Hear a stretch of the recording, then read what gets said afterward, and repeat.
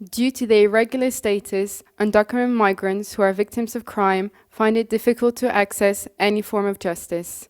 Undocumented women specifically face numerous barriers to empowerment if they experience violence or exploitation.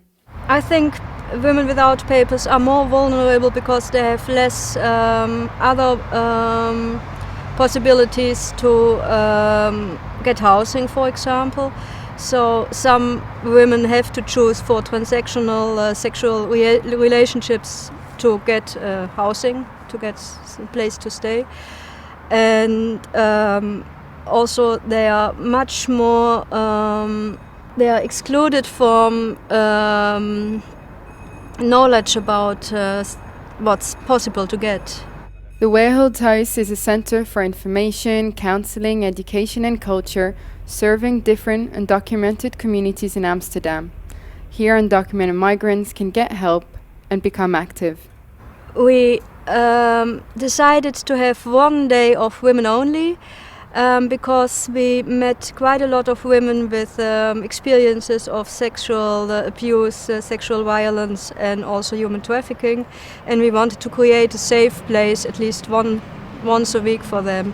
What's happening across Europe is that undocumented women are really becoming society's zero-risk victim, in that the difficulties they have to report to the police because of the consequence of arrest or deportation is meaning that perpetrators are remaining largely unpunished, and there's a huge amount of impunity for rapists or those who beat up women if the victim is undocumented.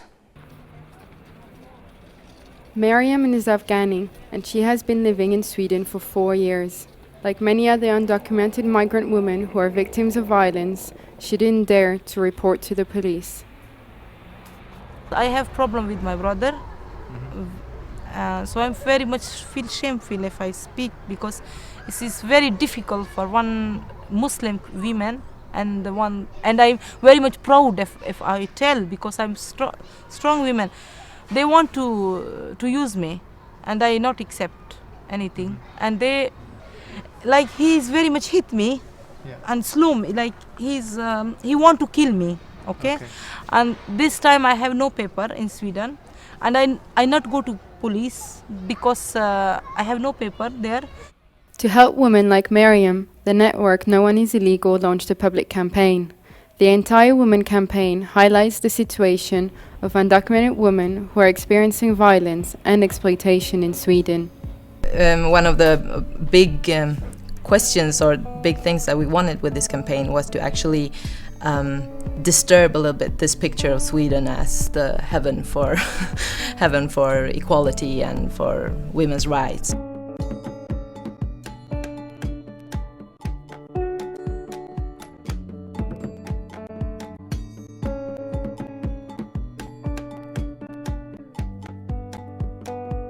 Look at me. Ain't I a woman? We wanted to raise it as an actual political question, and we wanted to make a change in the Swedish laws to make sure that even undocumented women get the rights that Swedish women have, get the rights to somewhere to stay and to protection from violence. The Anti-Discrimination Unit of the Amsterdam Police runs a unique project on safe access to justice for undocumented migrants. We focus on the first article of our law in Holland, which says that everyone has the same rights when you are in this country. So you don't have obligations, but you have rights as well. And it never says that it's only for documented people. It's the same for undocumented people. This unit works closely with the Wereldhuis and proactively helps undocumented migrants to overcome obstacles to access justice. The evenings with the police officers are always the most vivid and most of discussion, because the undocumented migrants also tell their experiences with the police they had to these officers, and they are not always even good, of course. So it's more or less difficult, but we try to make a safe haven for them so they can do their complaints. And we say free in, free out, and we have only a few at this moment. A few policemen in Amsterdam. They've got the Wereldhuis, for instance, has the number, the telephone number, and when undocumented people go to the Wereldhuis, we want to make a complaint about theft or robbery or something. The Wereldhuis has the number of that policeman. They make an appointment, and the undocumented can go there to that special policeman, do the complaint, and go home again without the threat of being arrested and deported.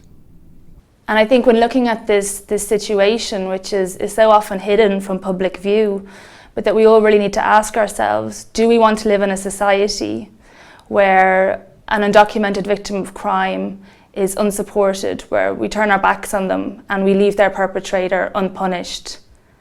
And in the situation of violence against women, what does this mean when our society has taken a very strong pledge on the issue, and as many countries have strategies on violence against women, yet we're allowing this situation to continue? This time when one man coming and he say, okay, I take you and you can live with me.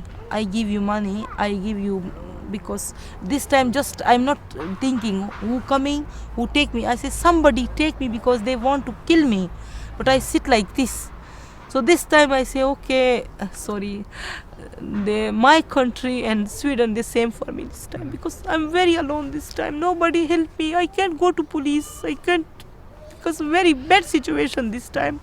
So this man one coming and he say, come with me and I help you. But he want to also use me. He want to use me just for, because he say if you go back, I call the police and say she have no paper.